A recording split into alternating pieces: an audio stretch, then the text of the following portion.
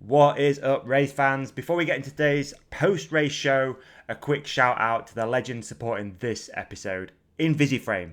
If you want to make sure your brand new bike is protected from day one, or you're looking to freshen up your current steed, look no further. InvisiFrame has you covered, literally. All right. Big congrats to this week's round winner and new Global League leader, Wardy 1990. He bagged himself a custom frame, fork and crank protection kit, plus a ton of InvisiFrame merch. And don't forget, most importantly, folks, race companion players can get 15% off anything on the InvisiFrame website. Just head to invisiframe.co.uk and use the code TheRaceCompanion. That's TheRaceCompanion at checkout. All details are down below in the show description. So, before we drop into this post-race breakdown with none other than Andrew Neethling, here's mountain bike aficionado and friend of the planet, Ollie Wilkins, with a little bit more info. Enjoy the episode, folks. Look at that. My beautiful Focus Jam with a custom paint job. I know what you're thinking. Ollie, please don't climb to the top of a hill through rain, mud and sand, and then rattle down that hill through rocks, twigs, and more mud and sand. And please don't finish it all off with a tight corner in the back of a van. Don't worry though. This bike is protected by the very best. It's protected by InvisiFrame PPF. It keeps that beautiful paint job safe and sound. Plus, if there are any scratches, they heal with the help of a hairdryer or even the sun itself. InvisiFrame. Head to the website now and protect your pride and joy. That sound posh enough? Welcome back, race fans. This is the Race Companion Fantasy Mountain Bike Podcast, and I'm your host, Andrew Neethling. Now, some of you may know me from Moving the Needle podcast, where I do a way longer deep dive into these post shows. We also have a lot of guests on there, so if you're interested in that, check that out. But let's jump into the post show from Loudenvielle round 2 of the UCI World Mountain Bike Series. What a race, man. Now, riders definitely were in for a treat at this track. It is a proper downhillist track, kind of a track of two halves, which I think we spoke about in the pre-show. It was a blistering hot week. It was sunny. Track was breaking down so much. I mean, I think at the end of the week, apparently some of the riders were actually complaining about the sun, complaining about the heat. But yeah, those are races. We're all able to complain about something. Let's jump into the race results summary. What a run by Gracie Hemstred. She was 3.1 seconds ahead of Valley Hall. Now, Valley Hall did admit that she wasn't that comfortable on the track. She did struggle in practice. Third was Tani Seagrave, a full 8.9 seconds back. And Camille Belange further back than that. And Anna Newkirk rounded out in fifth. Wow. I'm actually speechless at Gracie's run. She deserved that. She was last at the first split. Think about that. She was in 15th position at the last split. And when that course got steep, Gracie got going. It was really a clinical performance by her. Just such a bike rider. The skill set she has is incredible. So congrats to her smashing that. And equally impressive was Jackson Goldstone in the men. He was first. He was 1.5 seconds ahead of top qualifier Amaury Perron, which I think was my pick going in here. Third was Jordan Williams. That's a great performance from Jordan. He came out in the elite ranks, won his first ever World Cup at Lenzerheide, and then he's been riddled with injuries and I think expectation and weight of trying to back up that performance. Standout ride though, then fourth, Nathan Pontvianne. If you had him on your fantasy league, you are crushing it because he is really, really affordable. I think he's still only 200 grand. That's probably going to get adjusted pretty quickly. So sneak him into a team. I may have for the next round. He was 3 seconds back, and Lucas Shaw rounding out what I feel is a podium in fifth position, but obviously the series is only showing you three on the TV. Now, standouts, the standouts of the week are Jackson and Gracie. The way they rode that bottom half of the track was just undeniably the fastest, the most committed, and using skill that I haven't seen in a long time. Now, I'm not taking anything away from the other riders. They've all got the skill. But when you add that sort of light playfulness on the bike and your attack, I mean, it was just a sight to see. Nathan Pontvianne, not only did he get fourth, the way he did it, scrubs over some of those rollers. I was speaking to Sven in my post show, and he was like a Jedi, mind playing tricks on us, getting around those poles. I don't know if you saw that section where it looked like he was going to miss a pole, and he just sort of moved his bike on the right side of the pole, but his body seemed definitely on the wrong side. And then, as I mentioned, Jordan Williams, I mean, these are the rides that can really help your career get back on track. So good for him. And when he really needed it, Finn Isles back up to pace, he crashed. Loic Bruni, second in quali, but just an uncharacteristic lack of performance in the final. Now, I think it's just a racing incident. I think he made a mistake at the top in the wind, maybe got a bit spooked, and then I just saw that he had like one or two errors that compounded. So a bit of a bummer for him. What were the big moments? I think the big moments was really the weather, the wind at the top. You saw a few of the ladies get so blown on that sort of store wall that they actually missed a gate, so that's a bummer.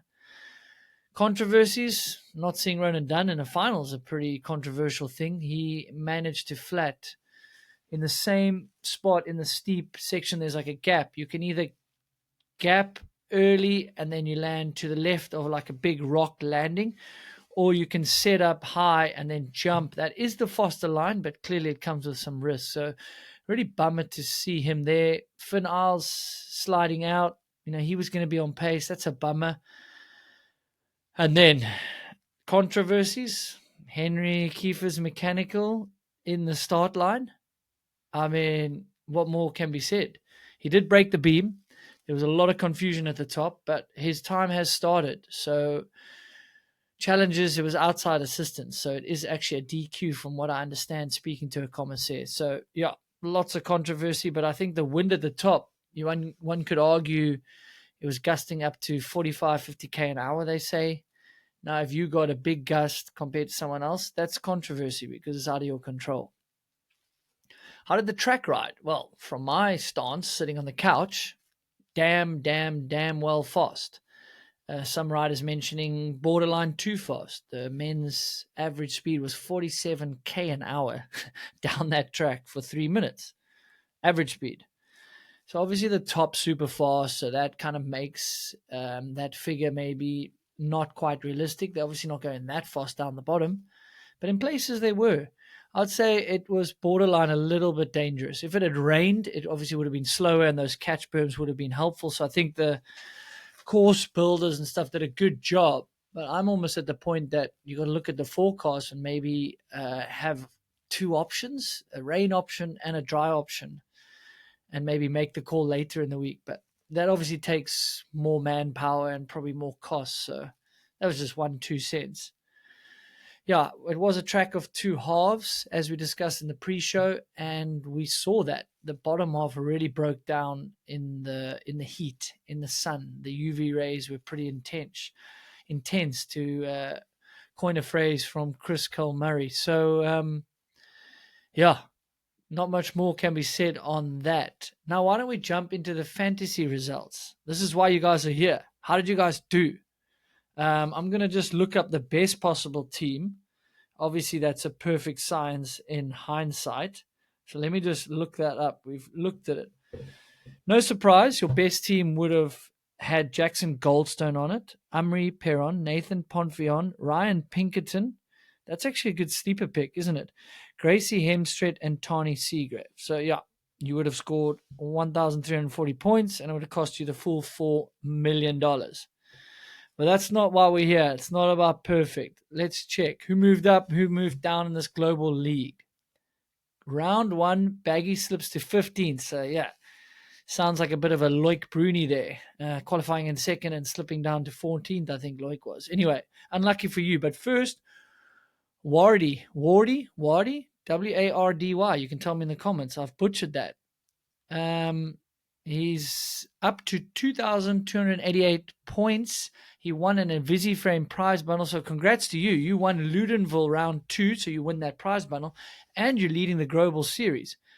Corey Norris-Jones, 2269. LeFab, you're in 3rd. Steve Doyle, you're in 4th. And Vanessa in 5th, 2,184. We have a shout-out for Joe Greening in last place with 0 points. I need to check in with the stats guys here with Race Companion. How can you have 0 points? Like, who are you picking that's got 0? I mean, I'm not doing great, but that's not ideal. Top performing team, Commensal Makov. They have a big roster of riders. Off the record, I may pick them here and there to score some points for sure. Most picked rider, Tony Seagrave. That makes sense. Most valuable rider also makes sense. Nathan Pontvianne. I mean, he is having a ride of his career. That's his career best result there in 4th. His previous best was only 21st. All right, last but not least, we have to look at my picks, don't we? I'm trying to help educate you guys here. I don't have a crystal ball, that's for sure. My picks, Tane Seagrave, Ethan Craig, he's not helping me. Lockie, not helping me. Amory, definitely helping me. Unlucky with Harden, oh dear, and Benoit Coulange, also doing well. I don't know, I'm going to blame luck of the draw here. I thought my team was pretty solid. But I'm going to change it up, I think, going into the next one. That's for damn sure. So, guys, thanks so much for playing along. Always remember to go to Race Companion, edit your team. Let us know in the comments what sort of bollocks I've been talking. Have you got different points that you like? What are you guys seeing out there? How are you guys sort of strategizing your team?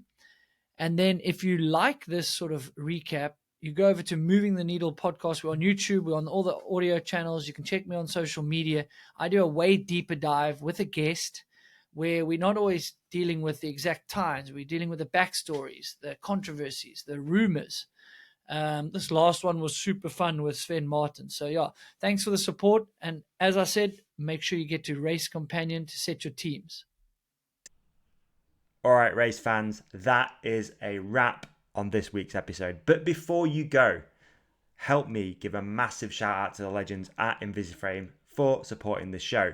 If you've got a fresh rig that needs protecting or your current bike is looking a little bit tired, Invisiframe has you sorted with their custom frame, fork and crank protection kits. Just head to invisiframe.co.uk, find your bike or whatever accessory you're looking for, punch in the code The Race Companion at checkout and you will get a whopping 15% off delivered to your door. Big congrats again to this week's round winner and global league leader and the man to beat coming into Leogang, Austria, Wardy 1990. We have got a tight turnaround week this week, folks. We're heading into Leogang for round 3 of the UCI Downhill World Cup. And we've got a pre-race show dropping in just a couple of days to get you up to scratch, get some picks, and give you everything you need to know coming into Leogang. And I guess the final thing is, if you are enjoying these episodes, please leave a like and a comment underneath it. It really helps support the show and what we're trying to build here with the Race Companion. It is no mean task trying to build something from scratch, so your support is much appreciated. And again, massive thank you to Andrew Neethling for doing these episodes. I know this one was trouble because of internet outages and all kinds of things going on in his hometown. So big up, big thanks, and we will see you for the post-race show. No, we won't. Pre-race show for Leogang this coming week. Peace.